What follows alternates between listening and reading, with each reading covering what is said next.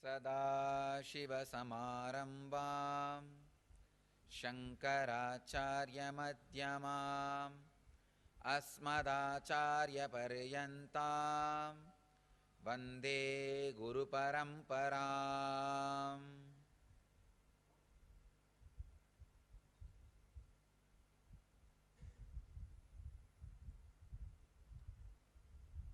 I welcome you all with my love and respects.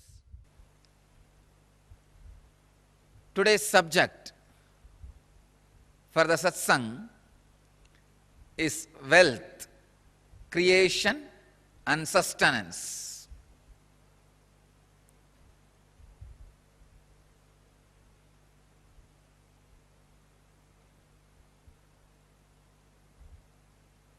I can say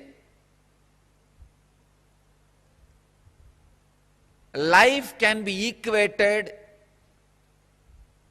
to two things. One, the ability to achieve what you want in the inner or outer world, or just getting stuck in both the world.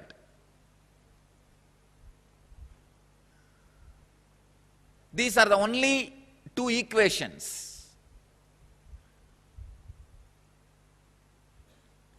As on now,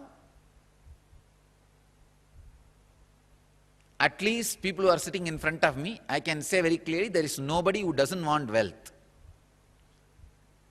Everybody wants it. But they do not increase the life in them to the level they want it. Wealth can be equated to the life energy you express. Straight equation. Because as on now, a normal man has wealth as the first priority in the life. So be very clear. If you do not have wealth, don't blame anybody, just you are not expressing life in you. Life energy is not happening in you. You may think, what an incarnation has to do with wealth? Why Swamiji should talk about wealth? I can tell you, wealth itself is not wrong. Your concept about wealth, if it is correct and proper, not only it will not be wrong, it will be right. I wanted to present first few basic concepts about wealth properly. First, when a man decides to create wealth, not steal, understand, create wealth, you will have wealth and the great fulfillment you lived. And your whole energy will be towards the creation, not destroying others. I am seeing very clearly the fellows who are interested in destroying others, going after people, harassing them, they are completely dull, dead. In their very consciousness, they are poor. I tell you, the consciousness attitude which works towards creating wealth makes you non-violent, because your whole energy becomes creative. Creating wealth brings tremendous interest in life and non-violence. First I have to clear all the wrong concepts about wealth. Only then I should talk about wealth.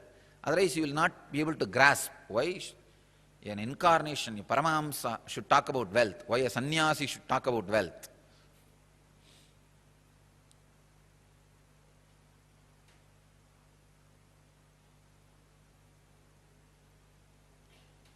Only he can talk about wealth because he has gone beyond wealth.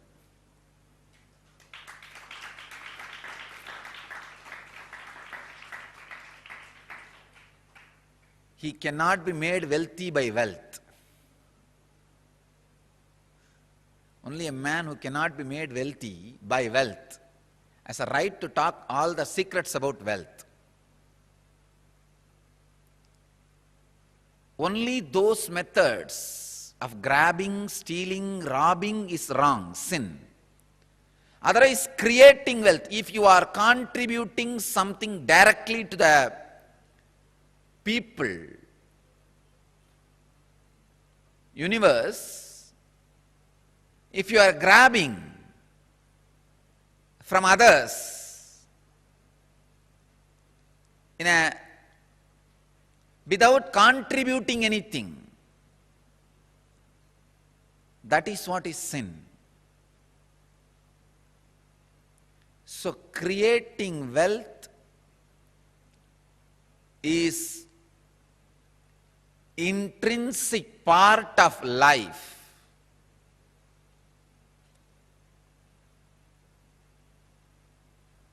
Krishna says very beautifully in Gita, Gahano karmano gatihi. The universe by its nature works. If you have at least the goal of creating wealth, you will be creative. Your energy will be channeled properly. I can give you the clear guidance. The first priority should be in the life for moksha, enlightenment. Till that happens, the second priority can be creating wealth. Understand? Not grabbing or robbing or stealing. Creating wealth.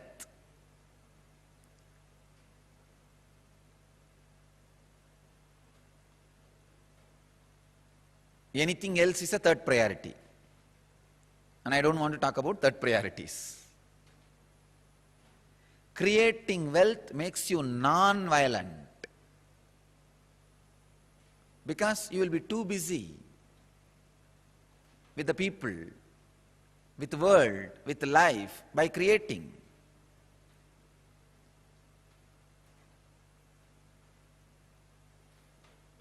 First, remove the guilt about wealth from your inner space. Second, understand the expression of life through you is equivalent to the wealth you create, not grab, you create. So the more and more life energy starts expressing through you, more and more you create.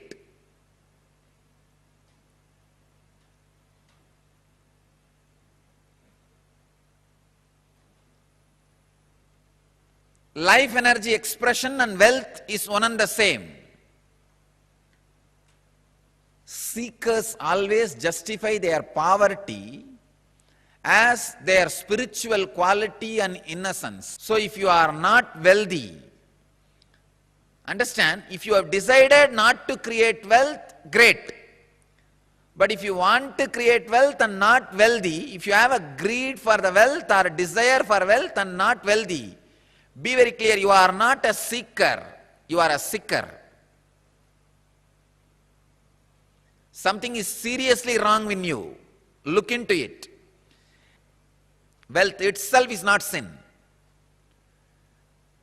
Somebody is having problem because of having, somebody is having problem because of not having. Problem is a problem, wealth is not a problem. Problem is a problem, wealth is not a problem. Person who is having guilt because of having, person who is having guilt because of not having, both are big, you can say very big sickness. I have seen many of these rich men, because they carry a deep guilt imposed on them by society, even though they created their wealth very honestly, in a creative way, because of the guilt imposed by society on them, they live a very miserable life and go on drinking alcohol and trying to have high costly entertainments just to forget this guilt. Many times they come to me for their problems and in need of solution. When I analyze their inner space and life, there is no problem. Then why are they suffering? The only guilt which they are carrying, which is imposed on them by society. I tell them, come on, don't imbibe the guilt given to you by the fellows who are incapable. You do not cheat or grab or be dishonest. That's right. That's enough. But no need to carry a guilt on the wealth, about having wealth. Rich men carry this guilt very deeply. And just to escape from that, they get into all kinds of addictions.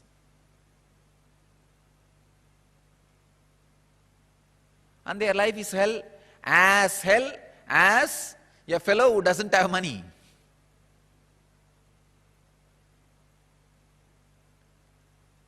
And the next thing, having is one side, not having.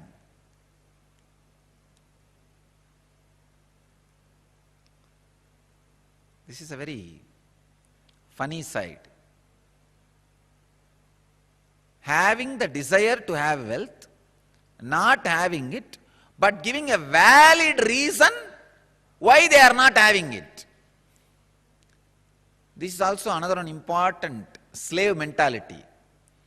We always think work not done plus valid reason is equivalent to work done. And your mind is such a cunning mind, it creates very valid reasons and justifies itself. Why? You are poor, and not only that, adding sacredness to poverty. Who are adding sacredness to poverty. Relax. Don't add sacredness to your scaredness. Because you are scared of life, you back out from life, and for the feeling of scared, you add sacredness. You start saying, no. You see, I am not the kind who can tell lies. This word is a lie. I am not the kind who cheat others. What is there? Little bit, 2 meals, and 1 small house, and 2, 3 piece clothes. That's enough for life. If it is enough, why are you going around and bragging about it? Be content. The fellows who talk about their poverty being their great quality will not keep quiet, because they are trying to make sacredness out of it. It is such a cunningness, how people brag about their wealth and try to create identity. People brag about their poverty and try to create identity. At least when you brag about your wealth and try to create identity, you will be little intelligent, because society would have beaten you, would have learned a lot of lessons from society, and you will be more creative.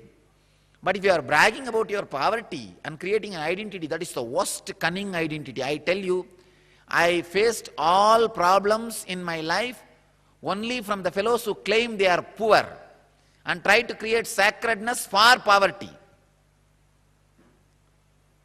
Rich fellows have a lot of maturity, I tell you, and more sincere when they take up spiritual truths in their life.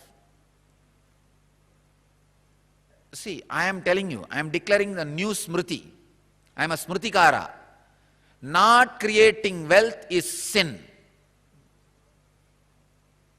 I am declaring it very clearly. Just like a grabbing, stealing, accumulating wealth in a wrong ways is a sin, grabbing, stealing, robbing, how it is sin. Same way, not creating is sin. It means what? You don't take the responsibility for your actions. Your actions are not focused. It is like just cheating in the name of work. I have seen all types of cheating. I have seen people doing all kinds of cheating. We have this wrong concept. Work not done plus valid reason is equivalent to work done. Work not done plus valid reason is equivalent to work done.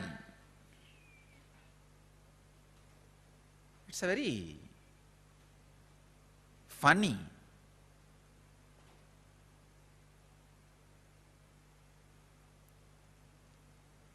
Especially these Vedantis. I am telling you, because I am a Vedanti, I am telling you, I am not criticizing others, I am doing a self-criticism of the whole, the ideology.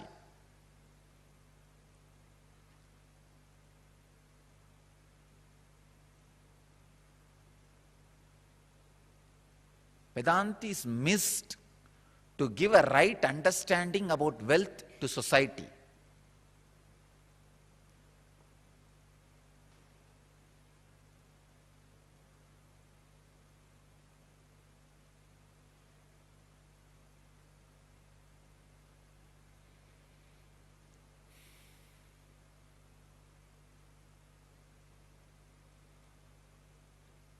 Right understanding about wealth is life. I wanted all of you to understand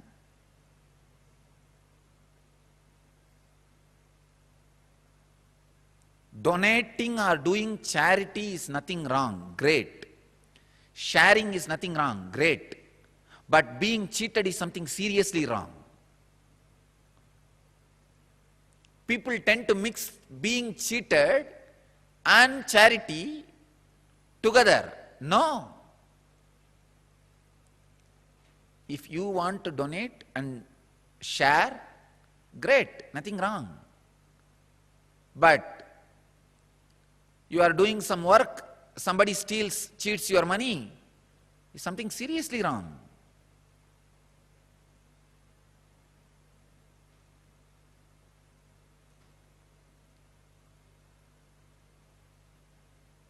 Be intelligent. Be little more practical. Stop the mental blocks and a deep hatred you carry for work. Please understand,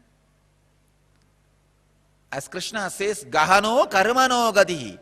Life's flow is work. If you are not creating wealth, all your work is happening in wrong direction. Your work is happening more in the line of destruction, not in right direction. The integrity, I am telling you from my experience. Now experience of handling so many worst possible situations in life. Actually, this whole rumors and the problems created around me has made me really rich in life. Economically, I may not have become rich, but in life I have become very rich. Now I know how to handle people. I know who should be trusted and who should not be trusted. I have learned a lot of lessons.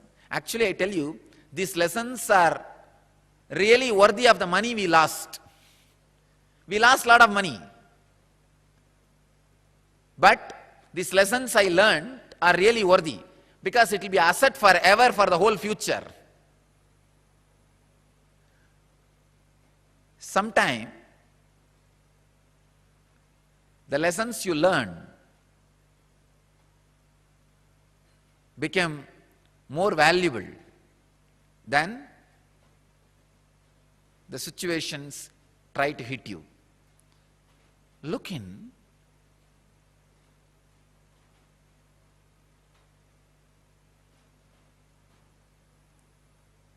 Remove the deep hatred for work. See, life is by its nature flow. If you create wealth, at least it will be directed in one line of creativity. If you are not creating wealth, be very clear. One, you will be spending all your time in destroying something, somebody, or you will be spending all your time in fighting with you, in depression. Fighting with your own self. Morning half an hour you will argue whether to create wealth or not. Evening half an hour you will argue whether to create wealth or not. Morning you will argue, I should create wealth. Evening you will argue, no, I should not create wealth. And night you will fall asleep. Between the morning and evening again you will be spending time in eating. That's all. After 20 years, what you have done? No, I debated morning whether to create wealth or not. The side of creating. In the evening, debated for not creating. Finally, nothing has happened. Life is wasted. That's all. Not having wealth is a wrong mental setup. Awaken the creativity in you. Remove the hatred for work, creativity.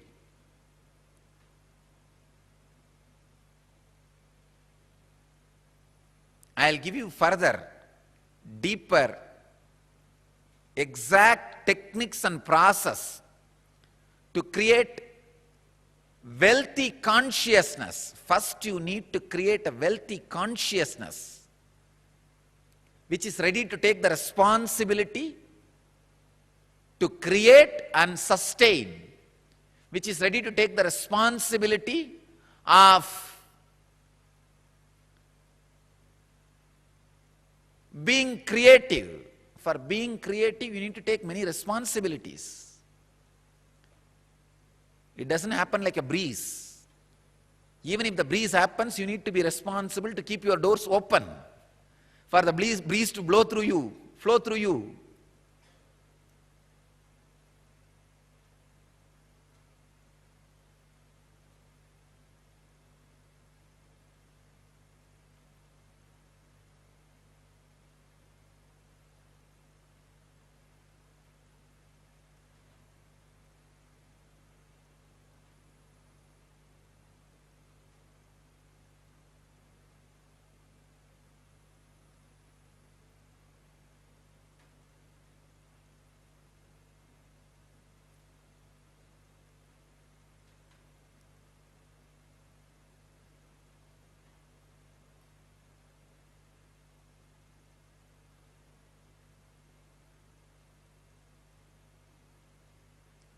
Yen Kriya is a direct technique, method, process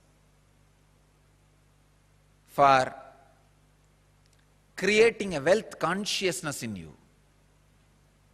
Of course, now I am developing a clear procedure and process, techniques and technology for creating wealthy consciousness in you. That is what I am offering as a Yen Wealth program. As on now, we don't have time to dive into all the aspects of wealth. I'll give you the Vedic way of wealth management, creating and sustenance. In Vedic tradition, we have two major gods representing wealth, Kubera and Lakshmi. Kubera is a guy who holds stock market. Lakshmi is the bank circulating. Lakshmi gives, circulates. Kubera holds, sits on it. Treasury and currency. We have another two dimensions of wealth in Vedic tradition, Sanganidhi, Badumanidhi. Understand? Badumanidhi means flowered wealth, like a lotus, created. Sanganidhi means conquered wealth. Flowered wealth, conquered wealth. Conquered wealth is not robbed wealth. Please understand. Conquered wealth is not robbed wealth.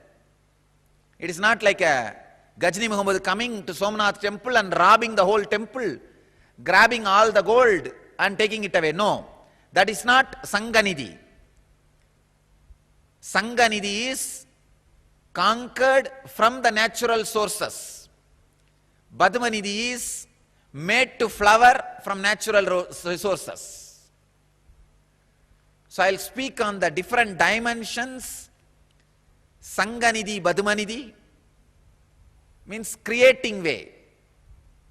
Creating as two system in the Vedic tradition. Sanganidhi, Badumanidhi. And sustenance as two system. Kubera and Lakshmi. So I'll speak on all four dimensions in the wealth management program. How an enlightened man creates and maintains wealth without being touched, but it is created and shared with the world.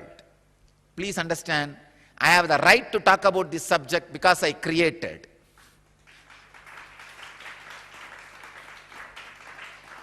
I have created this whole Sangha just based on the truth of enlightenment. Thousands of rumors may happen around me. People may try to create, but nobody can deny the honest, proper, hard-working way we created this whole wealth and maintaining this whole Sangha.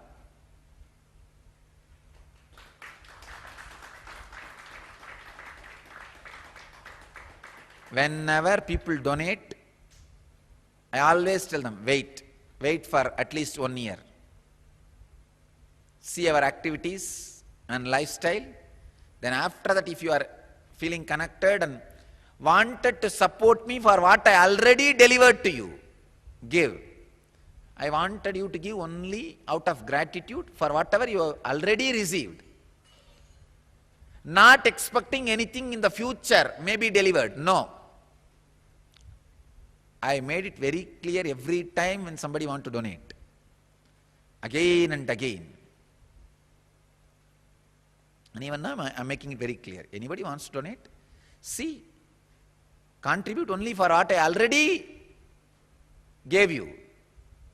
Not expecting something else I'll give you now, tomorrow, day after tomorrow. No. So I'll talk about creation and sustenance, different aspects and dimensions of wealth in the wealth program.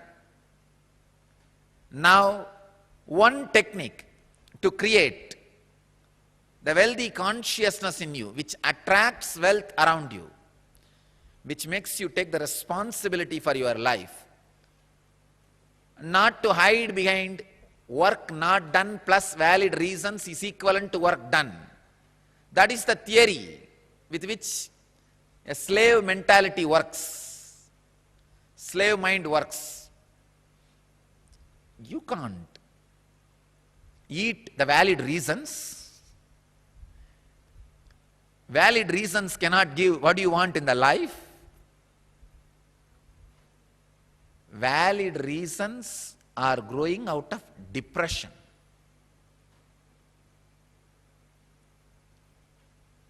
So let us first create wealth consciousness. I have a few questions.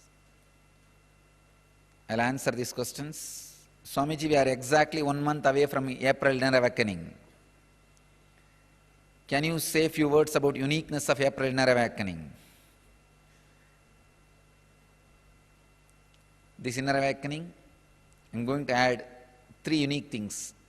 Technique for past life regression, techniques for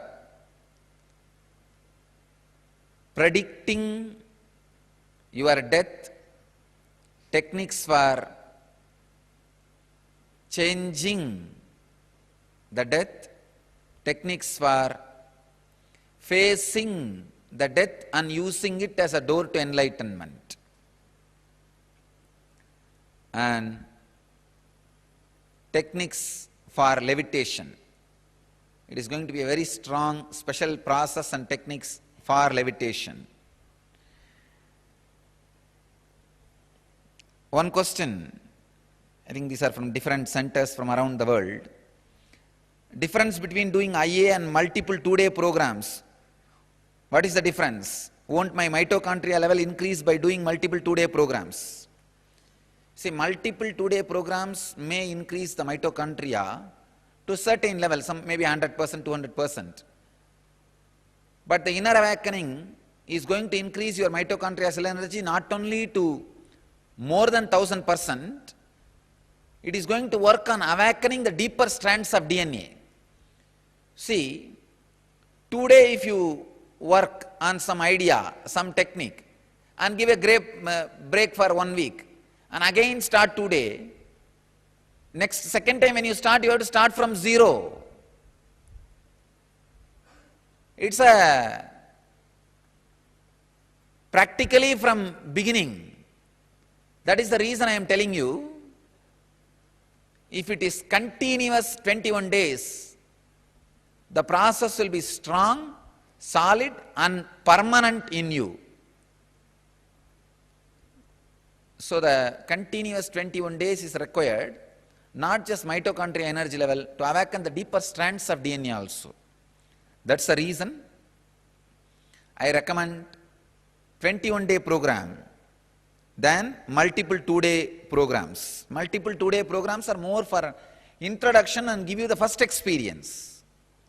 But the 21 days make you stable in that experience. Somebody is asking, I have done LEP, Living Enlightenment process for 48 days. Why should I do 21-day IA program? Again, that LEP is more like a initial introduction. Whatever I created, I just expressed.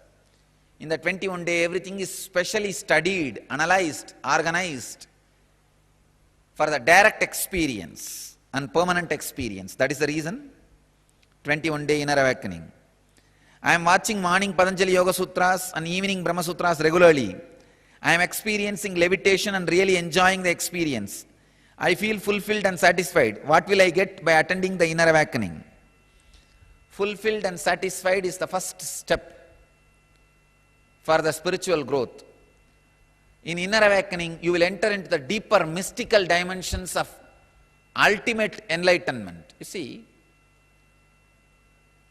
the initial level of feeling fulfilled and satisfied is great when you get certain experiences. But the mystical dimensions opening and flowering, the ultimate inner awakening happening, will really happen in 21 days, continuously working in one ambience with particular technology directly with the master. So it will be completely different. Patanjali Yoga Sutras and Brahma Sutras are like going to resort morning and evening, having a cup of coffee and coming back to the house and work. But 21-day inner awakening is more like a complete vacation. So you cannot compare that. It will completely rejuvenate you, renovate you, reinvent you for you. What experience will I get after doing inner awakening? Oh. It can only be experienced. What will I say? You should see the experience of the people who attended the program. That will give you more understanding. This time I work to make you experience the mitochondria cell energy awakening and the deeper strands of DNA awakening. Above all, a complete, intense inner fulfillment and inner awakening for spiritual enlightenment. So I recommend, invite, expect all of you to be here for inner awakening from around the world. So I bless all of you. Let you all achieve, experience, live, express, radiate and share the eternal bliss. Nithyananda.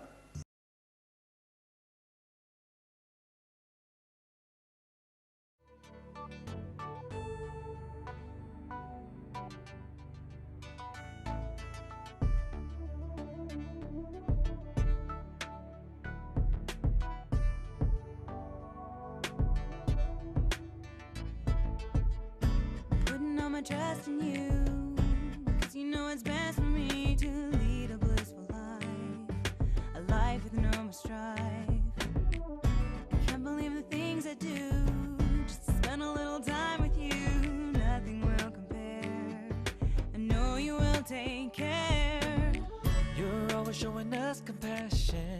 Your love is endless like an ocean. Nithyananda, Nithyananda.